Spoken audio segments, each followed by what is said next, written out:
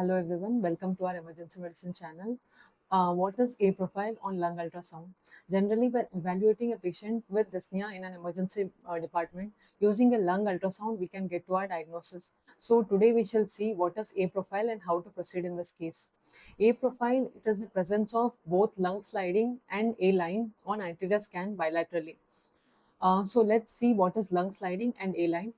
Generally, pleural line, it is an hyperechoic line which is visualized just below the soft tissue, forms an interface between the soft tissue and the lung.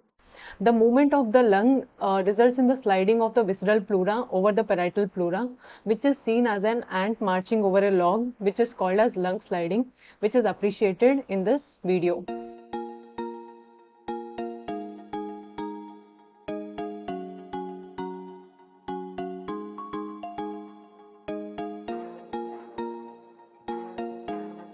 On moving the cursor over the pleural line and changing to M mode, we can illustrate the seashore sign as seen in this image.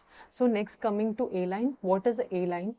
A line is basically the horizontal parallel lines which is formed by the ultrasound beam when it interacts with the air in the alveoli.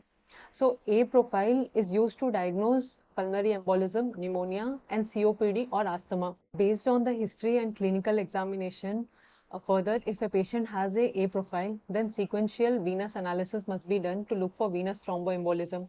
If patient has venous thromboembolism, then the diagnosis of pulmonary embolism is highly likely to be. If patient doesn't have venous thromboembolism, then patient must be assessed for Plapp's point. If pleural effusion or signs of consolidation is seen on Plapp's point, then the diagnosis of pneumonia must be considered. And if there is no pleural effusion or signs of consolidation in the Plapp's point, then diagnosis of COPD or asthma must be considered. So these are the points where lung ultrasound is done. So hopefully this shall be useful and can use in patient with presenting with dyspnea to an emergency department. Thank you.